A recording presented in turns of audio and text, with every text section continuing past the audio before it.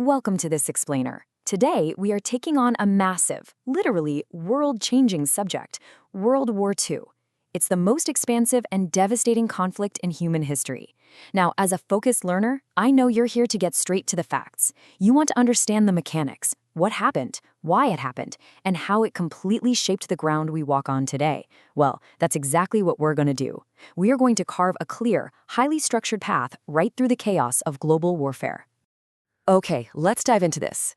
To make sense of this massive topic, we've broken it down into 5 simple chronological chapters: the seeds of conflict, the global eruption, turning the tide, victory and devastation, and finally, a changed world.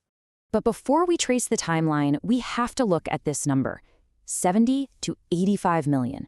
That is the estimated number of human beings, both soldiers and civilians, who lost their lives between 1939 and 1945. It's almost hard to wrap your head around, isn't it? To truly grasp World War II, we absolutely must acknowledge the staggering, unimaginable stakes of what we are about to explore. So let's get into Chapter 1, the seeds of conflict. We're going to look at exactly how the world was primed for war. You see, a massive part of that simmering tension traces right back to the end of World War I and the Treaty of Versailles. This treaty forced 3 crushing conditions on Germany. They had to pay huge war compensation, drastically reduce their military, and lose significant land and colonies. As you can imagine, this bred deep resentment and caused severe economic instability. It was a pressure cooker just waiting to blow. Now, combine that localized anger with a global crisis. The Great Depression wiped out economies everywhere, causing unbelievable unemployment and deep poverty. And, when people are desperate, they tend to look for strong voices promising simple solutions.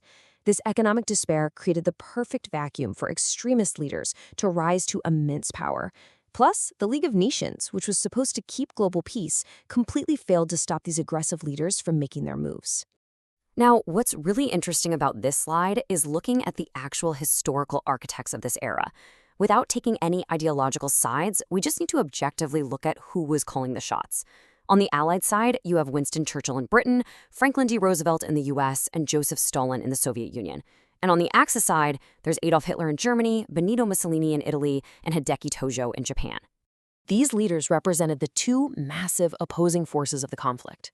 You've got the Allied powers, primarily the UK, the US, the Soviet Union, France, and China, standing directly against the Axis powers of Germany, Italy, and Japan. This right here was the ultimate geopolitical dividing line of the entire 20th century. That brings us to Chapter 2, the global eruption. This is the spark that lit the fire. The sheer speed of the Axis expansion was honestly terrifying.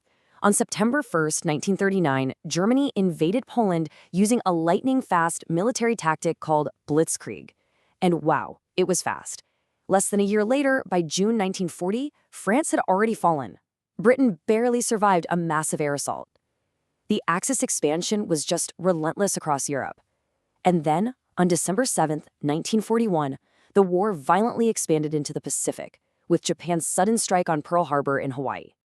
So, how did things change? Let's look at Chapter 3, Turning the Tide, where the momentum dramatically shifts. You see, the momentum shifted because of some truly fatal overreaches.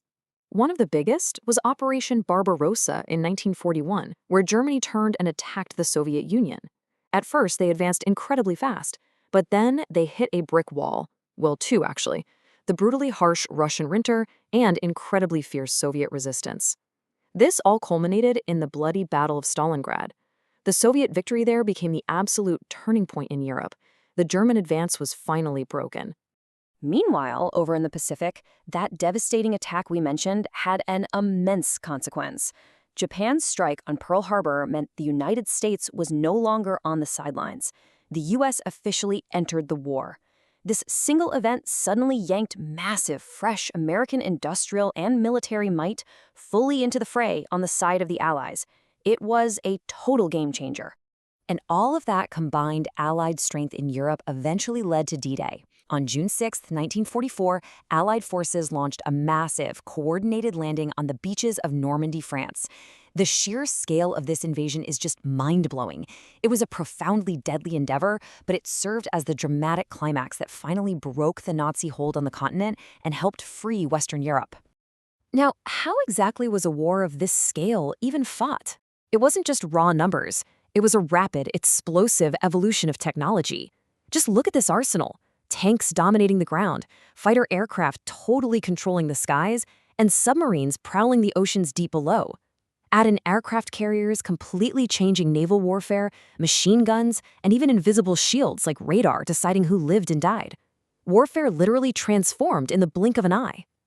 But all of this rapid advancement came at a horrific cost.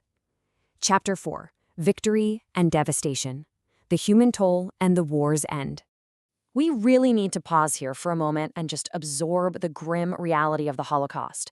Nazi Germany systematically murdered around 6 million Jews, along with millions of others in concentration camps like Auschwitz and Treblinka. It stands out as one of the most horrific genocides in all of human history. The staggering cruelty and the sheer loss of innocent life is a permanent, heartbreaking stain on the 20th century. By 1945, the global nightmare was finally ending, and those final dominoes fell incredibly fast.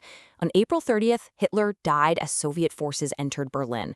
Just over a week later, on May 8th, Germany officially surrendered, but the war in the Pacific kept going until August, when the United States dropped atomic bombs on Japan.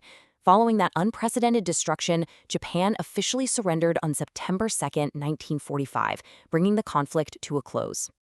Those bombings of Hiroshima and Nagasaki represent a permanent dividing line in human history. Huge destruction and loss of life occurred in an instant. The dawn of the atomic age did extinguish the Second World War, but it also meant that nuclear weapons had changed warfare and, honestly, human existence forever. There was simply no going back. Which leads us directly into our final chapter. Chapter 5, A Changed World. Let's look at the ashes left behind. So the crucial point is that 1945 wasn't just an end. It was a profound beginning that completely rebuilt international politics. Germany was geographically and politically divided. The US and the Soviet Union emerged from the rubble not just as victors, but as the two global superpowers, which kicked off the Cold War. To prevent this level of destruction from ever happening again, the United Nations was formed. And across the globe, the old empires cracked, and colonies finally started gaining their independence. The modern map as we know it was drawn right here. Which leaves us with a pretty vital question. We've traced the timeline, we've looked at the leaders, the technology, and the devastation. But as we look at a world forever changed by the threat of nuclear weapons and bound by new international treaties, how will the lessons of 85 million lost lives shape our future? It's a heavy thought to leave you with, but I really hope this explainer gave you some clear, structured insights into history's most consequential conflict. Keep exploring, keep asking questions, and thanks so much for joining me today.